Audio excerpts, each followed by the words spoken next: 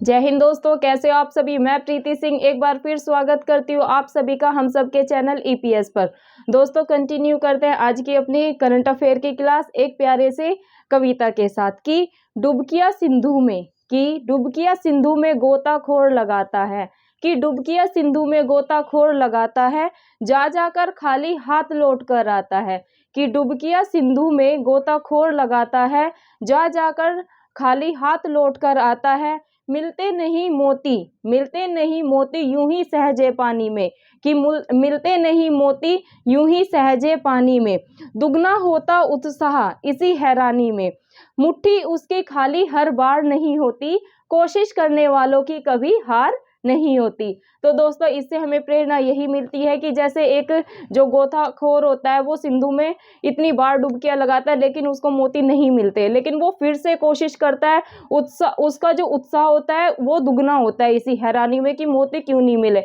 फिर वो कोशिश करता है, फिर गोताखोर सिंधु में डुबकियां लगाता है, आखिरकार वो अपने जो उसका मोती पाने का जो उसका उत्साह होता है वो उसका उत्साह इतना ज्वलंत होता है कि वो उस मोती को प्राप्त कर ही लेता है। तो दोस्तों इससे हमें प्रेरणा यही मिलती है कि कभी भी हमें लाइफ में मतलब डिमोटिवेशन अगर होता है तो कोई बात नहीं, अगर हमें हार कभी मिलती है तो उस हार को भी हमें एक्सेप्ट करना चाहिए, हमें अपनी गलतियों से सीखना चाहिए और दुगने उत्साह से, दुगने जोश के साथ अपनी तैयारी में फिर से लग जाना चाहिए। अगर हम दोस्तों इसी उत्साह और अपनी ताकत से अपने जो हमारा मतलब उत्साह को बिना कम किए अपने लक्ष्य की ओर एकदम फोकस होकर अपनी तैयारी को करेंगे तो दोस्तों जैसे एक गोताखोर जो उसका मोती पाने का लक्ष्य होता है उसको अचीव कर लेता है, ऐसे दोस्तों हम सभी अपनी सक्सेस को एक ना एक दिन अचीव कर ही लेंगे। बस शर्त यह है कि आप ईमानदारी से और उसी जोश उसी उत्साह से अपने लक्ष्य के प्रति ईमानदार रहें और अपनी कोशिश करते रहें। आपको दोस्तों कोशिश करनी नहीं छोड़नी है।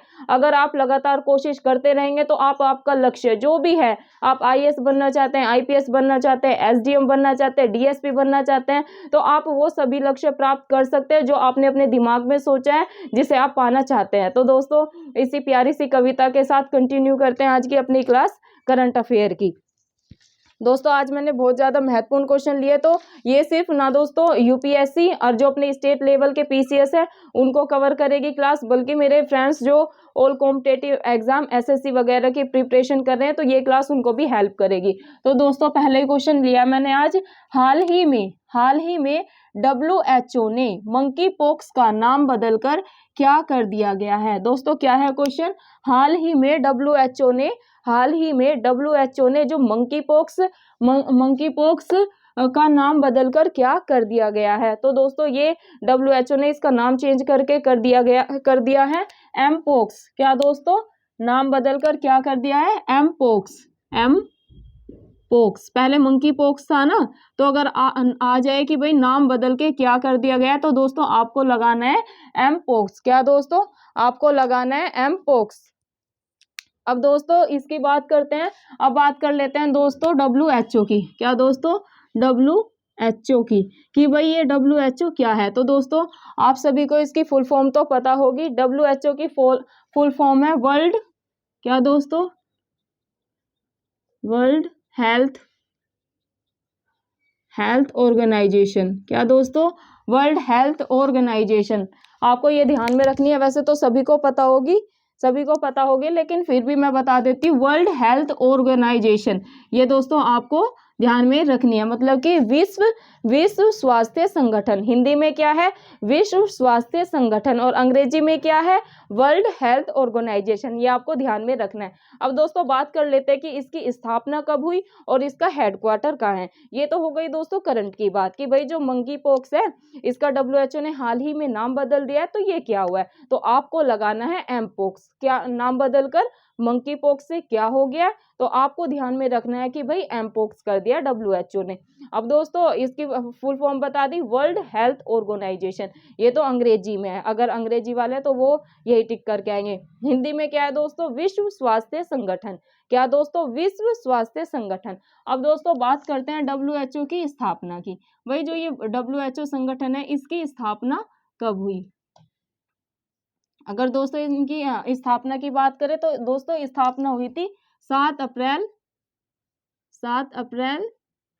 1947 8 को। कब दोस्तों? 7 अप्रैल 1948 को।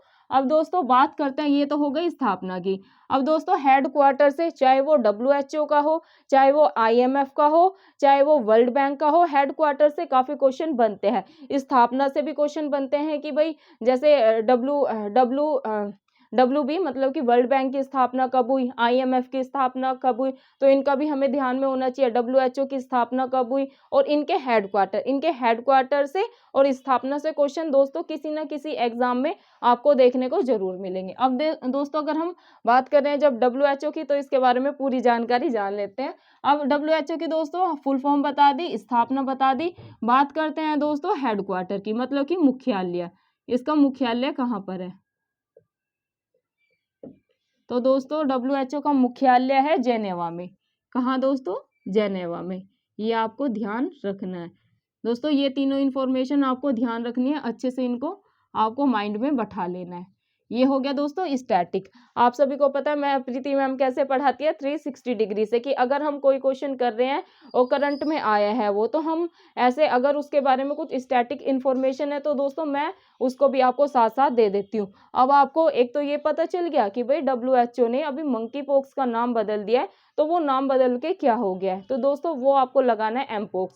आपको 3-4 ऑप्शन में देंगे, तो बस आपको तो यही ध्यान रखना है कि भाई एमपॉक्स कर दिया, एमपॉक्स मंकी पॉक्स से क्या कर दिया, एमपॉक्स। ये आपको बैठा लेना है। अब इसकी फुल फॉर्म बता दी और इसका जो स्थापना दिवस है और इसका हेडक्वार्टर है वो कहाँ पर है वो बता दी। मूव करते हैं दोस्तों नेक्स्ट क्वेश्चन पे, जो कि है हरि के आर्द्र भूमि के संबंध में निम्न कथनों पर दोस्तों विचार करना है। दोस्तों ये क्वेश्चन जैसे अपने IAS लेवल में और स्टेट लेवल के PCS में पूछा जाता है। बाकी SSC वगैरह CGL CPO में ऐसे स्टेटमेंट के क्वेश्चन नहीं आते हैं, वहां पर वन वर्ड के आते हैं, मतलब डायरेक्ट क्वेश्चन पूछते हैं फैक्चुअल। ये दोस्तों ये पैटर्न है अपना UPSC का और स्टेट लेवल के PCS का। अब जैसे बात कर रहे हैं हम हरि के आर्द्र भूमि के संबंध में, हमें ये जो कथन दिए हैं ना इन पे विचार करना है कि इनमें से एक तो दोस्तों एग्जाम में आता है कि भाई इनमें से इन कथनों में से उपयुक्त मतलब कि उपयुक्त जो ऊपर कथन दिए गए हैं इनमें से कौन सा सही है। एक तो कभी कभी ऐसे पूछते हैं, कभी कभी कैसे पूछते हैं, आपको एकदम फोकस करके देखना है कि भाई उपयुक्त में से कौन सा कथन सत्य नहीं है। अब यहाँ पर पूछा है नहीं है, ये यहाँ पर ये नहीं है कि सत्य है, अगर सत्य होता तो हमें सत्य फाइंड आउट करना होता, लेकिन यहाँ पर क्या पूछा है दोस्तों, यहाँ पर हमें छांटना है असत्य, मतलब कि कौन सा इनमें जो कथन दिए गए हैं दो, इनमें से कौन सा सत्य नहीं है। तो दोस्तों जब आपके ये हमारा UPSC और जो स्टेट लेवल के PCS होते हैं ना, ये ऑफलाइन पेपर होते हैं, तो जैसे आपको पेपर देंगे ना ऐसे ऐसे करके पेपर मिलेगा, तो जब आप सोल्व करेंगे ना, तो जैसे पेंसिल है या पेन, उस पे ना आपको सर्कल कर लेना है। क्या कर लेना है? सर्कल, कि भाई है पूछा गया है कि सत्य पूछा गया है या असत्य पूछा गया है। तो अगर आप ये दोस्तों पहले सर्कल कर लेंगे ना, अपना गोला कर देंगे, तो मिस्टेक की काफी कम गुंजाइश होती है। अब जैसे दोस्तों ये है हरि के आर्द्र भूमि के संबंध में हमें विचार करना है कथनों पर। अब कथन को जान लेते हैं। कथन एक है दोस्तों, यह हिमाचल प्रदेश में स्थित है। क्या दोस्तों? जो अपना ये हरि के आर्द्र भूमि है यह हिमाचल प्रदेश में स्थित है, पहला कथन ये है। दूसरा क्या है? यह सतलुज प्लस व्यास नदियों के संगम पर स्थित है। तो दोस्तों अब हमें ये पता होना चाहिए जी, जो ये हरि के आर्द्र भूमि का अपना संबंध है, जो ये हरि के आर्द्र भूमि है, ये एक तो ये यहाँ पर दिया है ना, ये हिमाचल प्रदेश में स्थित है। हमें पहले तो यही पता होना चाहिए कि क्या ये हरि के जो आर्द्र भूमि है ये हिमाचल प्रदेश में स्थित है। सेकंड क्या है, क्या ये जो हरि के आर्द्र भूमि है ये सतलज और जो व्यास है नदियां हैं इनके संगम पर है। और हमें छांटना क्या है दोस्तों? हमें छांटना है सत्य नहीं है। अब दोस्तों ऑप्शन आपको कैसे देंगे? केवल एक सही है, केवल एक सही है, केवल दो सही है। सी में देंगे आपको एक और दो दोनों सही है, और डी में देंगे इनमें से कोई नहीं, या BPSC में ऐसे दे देते हैं इनमें से कोई नहीं, फोर्थ ऑप्शन यही होता है, या ई दे देते हैं वहां पर।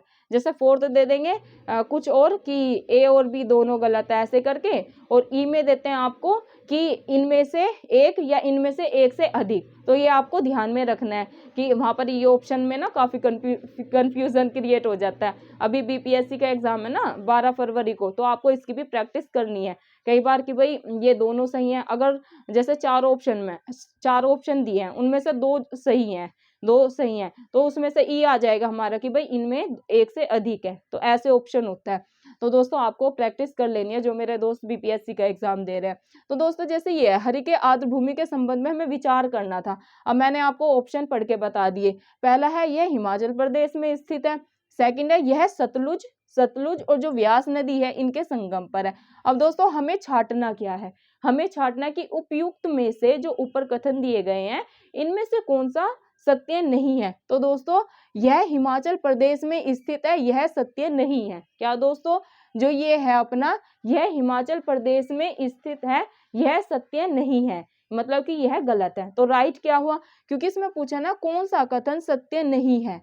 ये जो कथन है ना, यह हिमाचल प्रदेश में स्थित है, यह वैसे तो गलत है, ठीक है, क्योंकि ये यहाँ पर स्थित नहीं है, लेकिन हमें तो नहीं छांटना है कि कौन सा कथन सत्य नहीं है। तो दोस्तों यही सत्य नहीं है, जो ये है ना, यह सतलुज और व्यास नदियों के संगम पर स्थित है, यह कथन सत्य है। तो दोस्तों हमारा आंसर हो जाएगा आंसर फर्स्ट, क्योंकि ये गलत है। और सही क्या है, अगर कभी ऐसे आ जाए कि जो हरिके आर्द्र भूमि है ये किस नदी के संगम पर है, ऐसे कभी डायरेक्ट क्वेश्चन भी पूछ लेना, तो आपको ध्यान में रखना है ये जो सतलज नदी है और अपना व्यास नदी है, इन नदियों के संगम पर है अपना हरिके आर्द्र भूमि, ये आपको ध्यान में रखना है।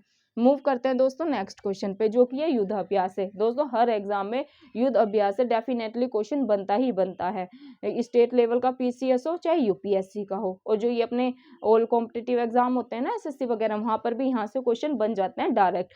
तो अभी हम हर क्लास में जितनी भी, मैंने 26 लेक्चर ऑलरेडी अपने ये करंट अफेयर के ले चुकी हूँ, तो उसमें मैंने मोस्टली क्लासों में जितने भी जैसे अपडेटेड होते जा रहे हैं ना युद्ध अभ्यास, जिसके साथ भी हो रहे हैं, जैसे अभी अपने यूएसए के साथ हुआ था, अपने कजाकिस्तान के साथ हुआ था, तो मैं आपको अपडेट करती हुई चल रही हूँ। आज का युद्ध अभ्यास है दोस्तों, भारत ने युद्ध अभ्यास नसीम अल बहर, क्या दोस्तों आप इसका नाम सुनिएगा, भारत ने युद्ध अभ्यास नसीम अल बहर सन 2022 किस देश की नेवी के साथ किया। अब आपको फोकस करना है कि भाई कौन सा युद्ध अभ्यास, भारत ने युद्ध अभ्यास नसीम अल बहर, नसीम अल बहर, नसीम अल बहर ध्यान में रखना है आपको, किस देश की नेवी के साथ किया। अब किस देश की नेवी के साथ किया, तो दोस्तों ये ओमान, क्या दोस्तों, ओमान की नेवी के साथ भारत ने कौन सा युद्ध अभ्यास किया है, नसीम अल बहर। जहां पर भी आपको नसीम अल बहर दिख जाए ना युद्ध अभ्यास, तो आपको समझ जाना है ये भारत ने ओमान के साथ किया है। अब दोस्तों ये तो अपने को पता चल गया कि भाई आएगा ना, अगर ये आया नसीम अल बहर तो हमें लगा देना है अपना ये ओमान के साथ किया है भारत ने। अब दोस्तों इसके बारे में और इन्फॉर्मेशन कि भाई जो ये युद्ध अभ्यास है भारत और ये ओमान के बीच नसीम अल बहर, ये कहाँ पर इसका आयोजन हुआ, क्योंकि कोई भी युद्ध अभ्यास हो दोस्तों उसका जैसे आयोजन होता है, जैसे भारत और यूएसए के बीच में उसका आयोजन कहाँ पर हुआ, तो एक स्थान कर लेते हैं, या तो उसी कंट्री में होता है, जैसे भी होता है तो हमें इसके बारे में पता होना चाहिए। जैसे भारत और इसके बीच में, या तो ये भारत में होता, लेकिन ये भारत में नहीं हुआ। जो भारत और ओमान के बीच नसीम अल बहर युद्ध अभ्यास हुआ, ये कहाँ पर हुआ है दोस्तों, इसका आयोजन हुआ है ओमान के ही समुद्री तट पर। कहाँ पर दोस्तों, ऐसे देंगे भारत में, भारत के ऐसे दे देंगे हिंद महासागर दे देंगे, या बंगाल की खाड़ी दे देंगे, अरब सागर दे देंगे, ऐसे करके, या फिर दे देंगे ओमान के समुद्री तट पर। तो आपको ध्यान रखना है जो अपना भारत और ये ओमान के बीच हुआ है संयुक्त सैन्य अभ्यास नसीम अल बहर, ये ओमान में ही हुआ है, सन 2022 वाला ओमान में ही हुआ है, और ओमान में समुद्री तट पर हुआ है, ये आपको ध्यान में रखना है। अब दोस्तों संस्करण से भी पूछ लेते हैं कि जो ये भारत और ओमान की सेना के बीच में हुआ, मतलब कि नेवी के बीच में हुआ है नसीम अल बहर युद्ध अभ्यास, ये जो संस्करण था ये कौन से नंबर का था, क्या 12वां था, 13वां था, 10वां था, ऐसे करके आएगा। तो दोस्तों आपको ध्यान रखना है जो भारत और ओमान के बीच ये संयुक्त नेवी अभ्यास है, ये 13वां संस्करण है। क्या दोस्तों, 13वां। अगर आ जाए ऑप्शन में 10वां, 11वां, 12वां, 13वां, तो आपको क्या लगाना है कि भाई ये 13वां संस्करण है इन दोनों नेवी के साथ। तो दोस्तों मूव करते हैं नेक्स्ट क्वेश्चन पे, जो कि है AIO, क्या दोस्तों, IOA, क्या दोस्तों, IOA मतलब कि इंडियन ओलंपिक एसोसिएशन की पहली महिला अध्यक्ष कौन बनी है, क्या है दोस्तों, अच्छे से सुनिएगा, ये डेफिनेटली आपको किसी ना किसी स्टेट लेवल के पीसीएस में जरूर देखने को मिलेगा। ये है दोस्तों IOA मतलब कि इंडियन ओलंपिक एसोसिएशन की पहली महिला, एक तो फर्स्ट है, फर्स्ट महिला अध्यक्ष, मतलब पहली बार जो IOA है, इंडियन ओलंपिक एसोसिएशन में पहली बार ऐसा हुआ है कि कोई महिला अध्यक्ष बनी है। इसलिए दोस्तों ये बहुत ज़्यादा महत्वपूर्ण है। कुछ भी पहला होता है तो मैंने आपको हमेशा बताया, कुछ भी पहला होता है तो वो बहुत ज़्यादा महत्वपूर्ण हो जाता है, उसके बारे में हमें जानकारी होनी चाहिए। और यहाँ तो बात हो रही है ओलंपिक की, तो दोस्तों है कि इंडियन ओलंपिक एसोसिएशन की पहली महिला अध्यक्ष कौन बनी। अब आपको ऑप्शन में दिए हैं, और दोस्तों चारों ही खिलाड़ी अपने मतलब बहुत कहते हैं ना धुरंधर है, अपने गेम से में धुरंधर है। और यहाँ पर एकदम इतना कंफ्यूजन क्रिएट होगा ना आपको, आप एक ही एलिमिनेट कर पाएंगे, 3 में तो आपको ऐसा लगेगा कि भाई ये है या ये है, तो आपको इसको अच्छे से बैठा लेना है। अब बात हो रही है दोस्तों इंडियन ओलंपिक एसोसिएशन की पहली महिला अध्यक्ष की। ऑप्शन दिए गए हैं आपको, PT उषा, सेकंड दिया गया गगन नारंग, और सी दिया गया मैरी कॉम, और डी दिया गया दोस्तों मीराबाई चानू। अब इस क्वेश्चन का आंसर मुझे आप सभी करेंगे, मेरे जितने भी स्टूडेंट हैं, इस क्वेश्चन का आंसर वो मुझे कमेंट बॉक्स में करके बताएंगे कि जो IOA है, इंडियन ओलंपिक एसोसिएशन की पहली महिला अध्यक्ष कौन बनी है। तो आप सब मुझे इसका आंसर कमेंट बॉक्स में नाइट तक दे देना, फिर मैं कल की क्लास में इसको आंसर आपको बता दूंगी। अब दोस्तों ऑप्शन आप एकदम ध्यान से सुनिएगा, PT उषा है, गगन नारंग है, या मैरी कॉम को बनाया गया है ओलंपिक का अध्यक्ष, या फिर मीराबाई चानू को। तो दोस्तों इसका आंसर आप मुझे कर देना कमेंट बॉक्स में, कल मैं आंसर आपको बता दूंगी। अब दोस्तों इसके बारे में मैं जो और इन्फॉर्मेशन है ना बेसिक, वो दे देती हूँ आपको। इसका आंसर जो करंट का है वो आप लोग ही करेंगे। अब दोस्तों इसके बारे में अगर आ जाए IOA की फुल फॉर्म आ जाए, तो आपको फुल फॉर्म भी पता होनी चाहिए कि भाई ये IOA क्या है। अभी अगर ऐसे आ गया कि IOA की पहली महिला अध्यक्ष कौन बनी, तो कई स्टूडेंट्स को पता नहीं होगा, वो सोचेगा कि भाई ये IOA है क्या, तो हमें इसकी फुल फॉर्म भी पता होनी चाहिए। तो दोस्तों इसकी फुल फॉर्म है इंडियन ओलंपिक एसोसिएशन। इतनी हार्ड तो है नहीं, I से इंडियन, O से ओलंपिक, ठीक है, और A से एसोसिएशन, ये आपको ध्यान रखना है। I से क्या हो गया इंडियन, O से ओलंपिक, और A से एसोसिएशन, तो ये आपको ध्यान में रखना है।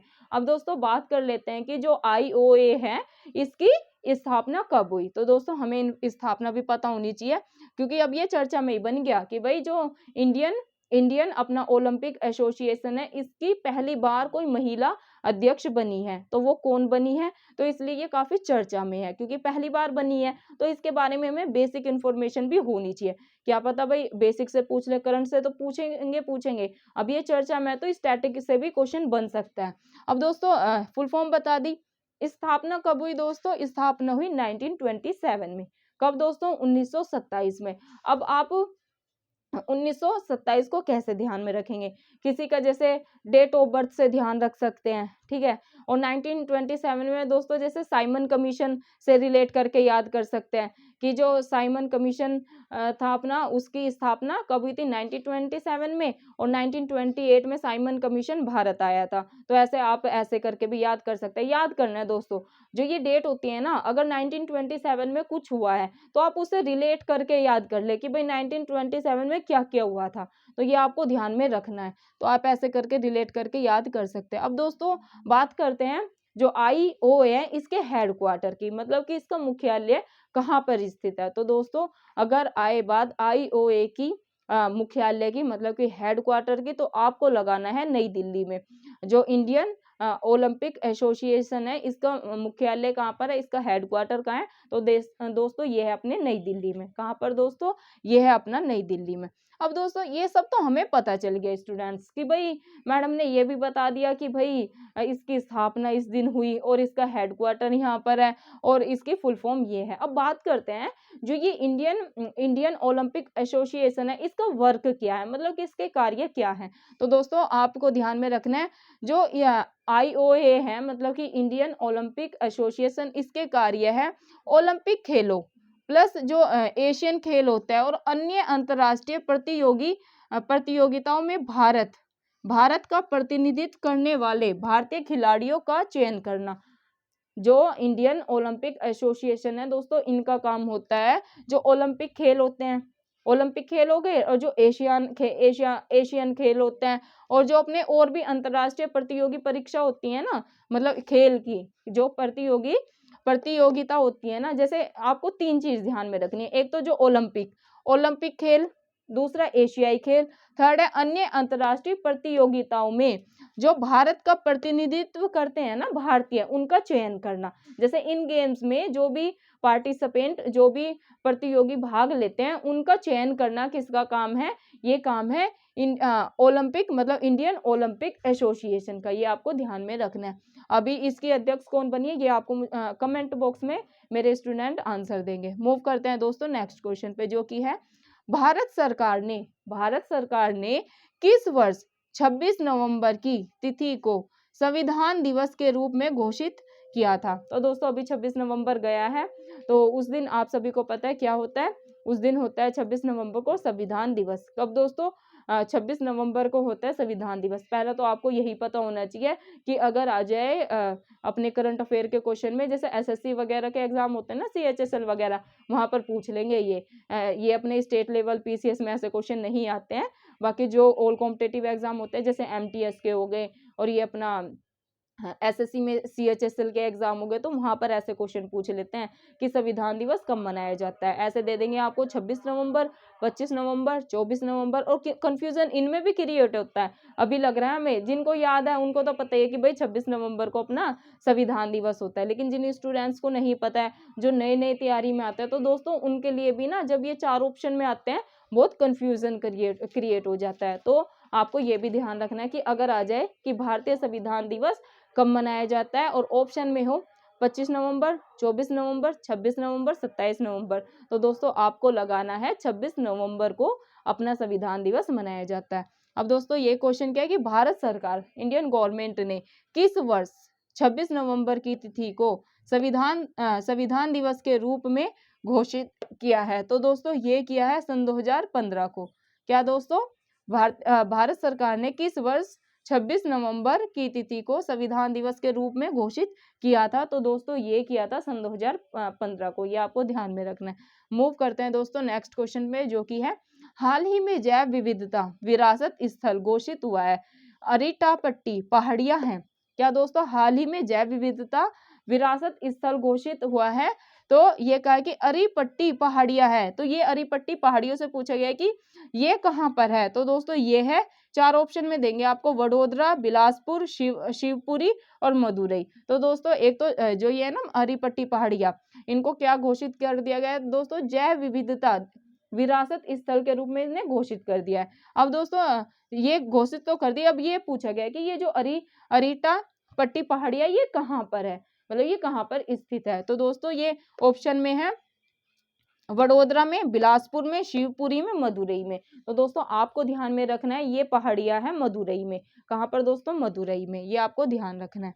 मूव करते हैं दोस्तों नेक्स्ट क्वेश्चन पे, जो कि है हाल ही में WHO मतलब कि विश्व स्वास्थ्य संगठन ने किस बीमारी को लेकर चेतावनी जारी की है?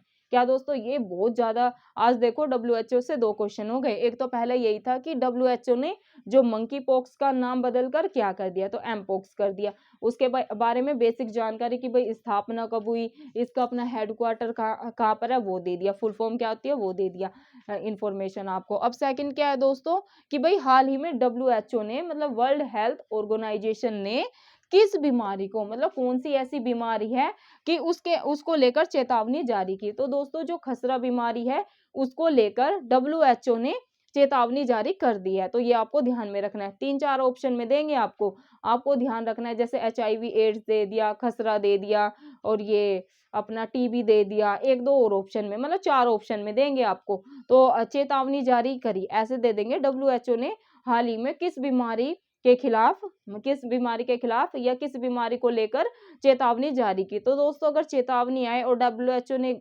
जारी की, तो आपको ध्यान में रखना है जो खसरा बीमारी होती है ना, उसको लेकर WHO ने चेतावनी जारी कर दी है।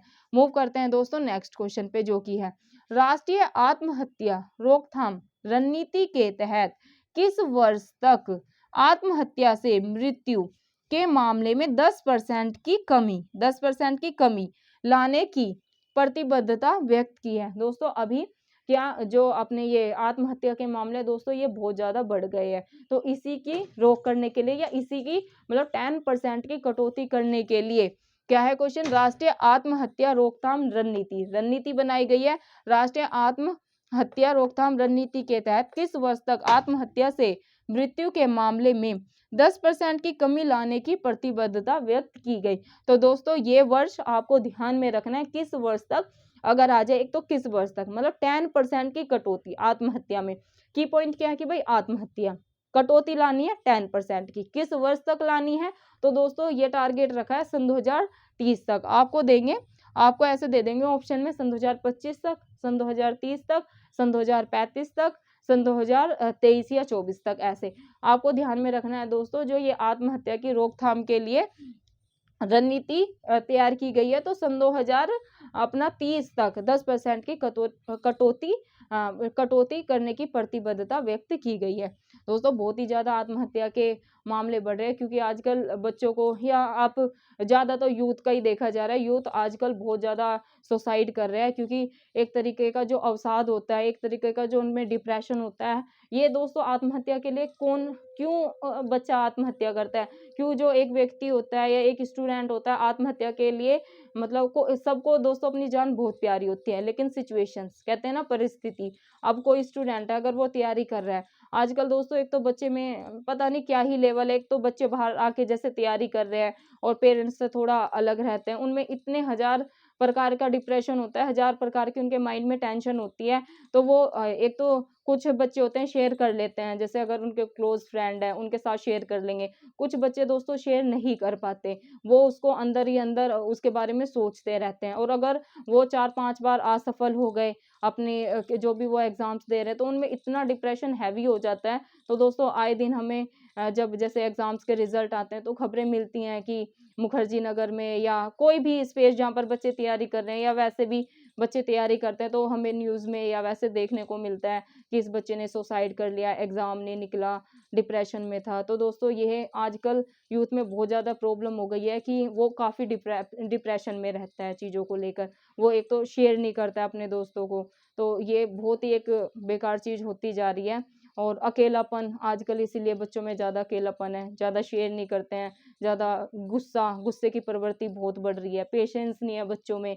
मतलब बच्चे ये नहीं समझते हैं दोस्तों, मुझे तो ये समझ में नहीं आता, उन्हें एक अवेयरनेस की ज़रूरत है कि अगर आपका एक एग्ज़ाम ही सब कुछ नहीं होता।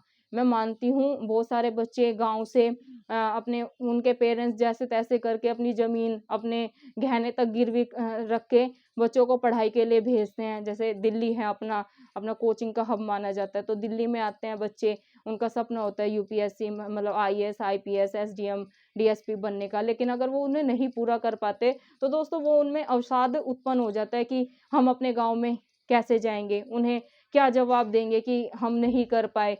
तो वो बच्चा इतना डिप्रेस्ड हो जाता है दोस्तों कि वो मजबूर हो जाता है ये कदम। कोई आत्महत्या नहीं खुद से करना चाहता, लेकिन इतना मतलब उसके माइंड का वो ही जानता है दोस्तों, उसके माइंड में कितने प्रकार की चीज़ें चल रही होती हैं, सिर्फ़ वो बच्चा ही जानता है।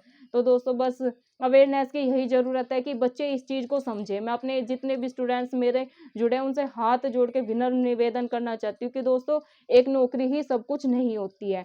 अगर आप कुछ करना चाहते हैं, तो अगर आप उस जो टारगेट आप जो लक्ष्य अचीव करना चाहते हैं, अगर आप वो नहीं अचीव कर पाए, तो दोस्तों ज़िंदगी ख़त्म नहीं होती है।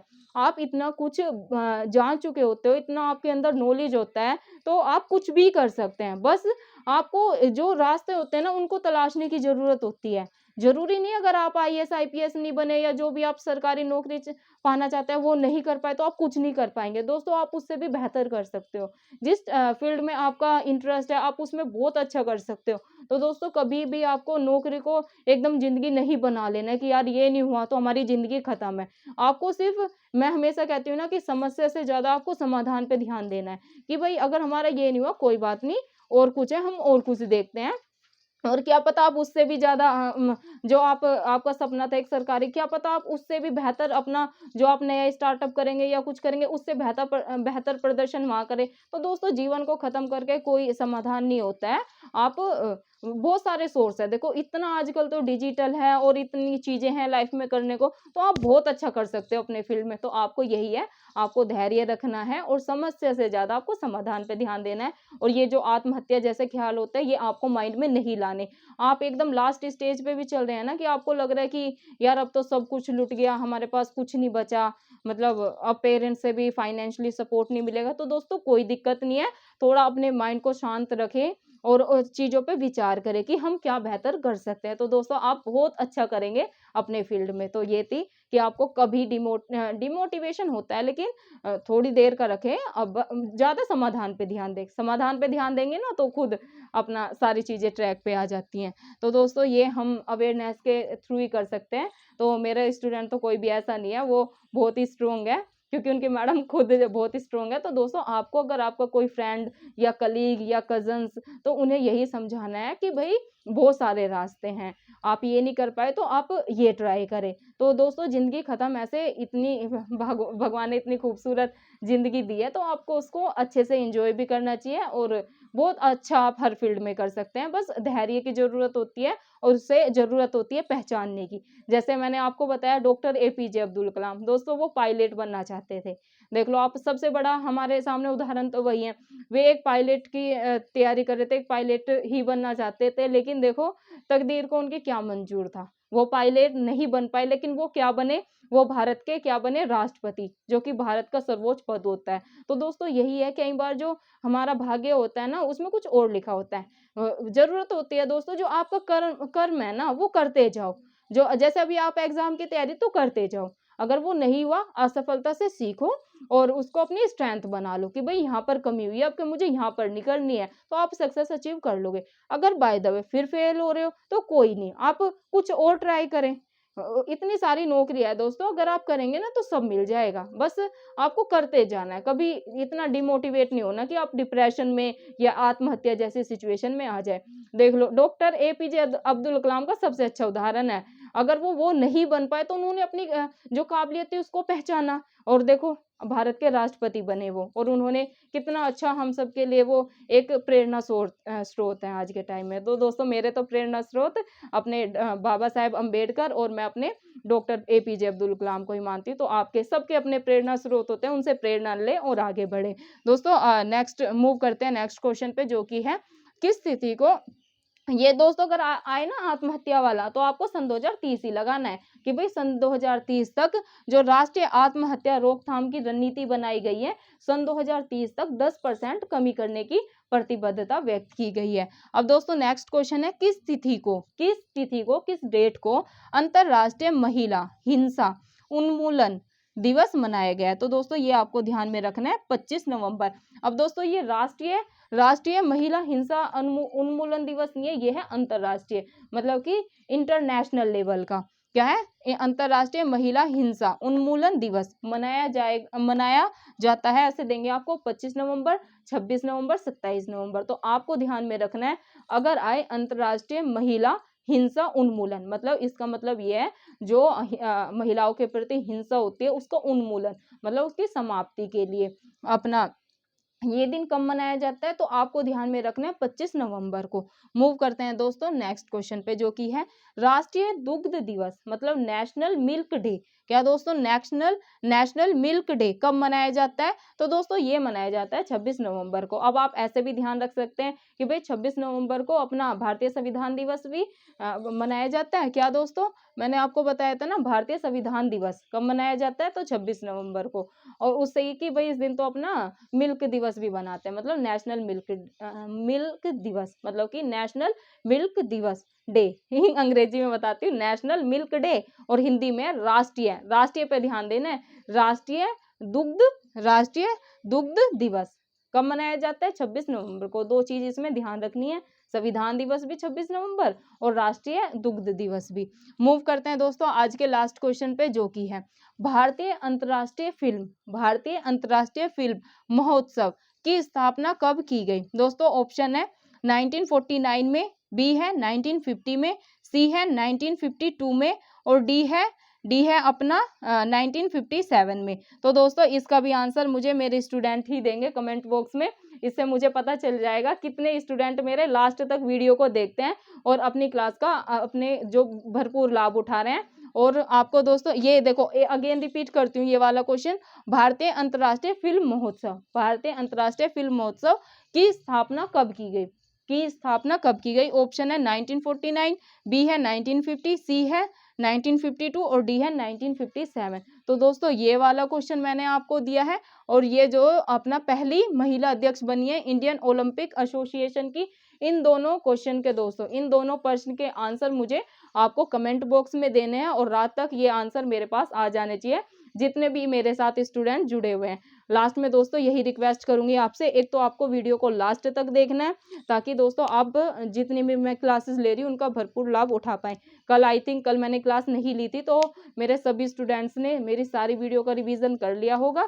तो अब लास्ट में क्या करना है दोस्तों, आपको ज़्यादा से ज़्यादा वीडियो को शेयर करना है, जो हमारे दोस्त, जो हमारे छोटे बहन भाई और तैयारी कर रहे हैं, ताकि दोस्तों हम उनकी तैयारी में अपना थोड़ा सा योगदान दे पाए और जो भी उनका सपना है आईएएस आईपीएस, अपना डीएसपी और अपना एसडीएम बनने का या कोई भी एक सरकारी नौकरी पाने का सपना है दोस्तों, हम उनके सपने को सिर्फ सपना ना रहने दें, जो उनके सपने में थोड़ा सा योगदान दे और वो अपने सपने को हकीकत कर पाए। दोस्तों डिस्क्रिप्शन में मैं अपना टेलीग्राम लिंक डाल दूंगी, तो आपको टेलीग्राम लिंक से ज्वाइन होना है। और आज मैं नाइट तक सारी पीडीएफ 3 क्लासेस की अपनी, हाँ 3 क्लासेस, 3 नहीं 2 ही हुए हैं, पहले की तो मैं डाल चुकी हूँ, जो ये मैंने परसों की क्लास ली थी और आज की क्लास ली है, इनकी मैं पीडीएफ अपना नाइट तक आपको डाल दूंगी। आपको क्लासेस से क्या करना है, रिवीजन करना है और अपनी तैयारी को दोस्तों अच्छे अंजाम पर पहुंचाना है। तो दोस्तों मिलते हैं आपको कल की क्लास में। जय हिंद जय भारत।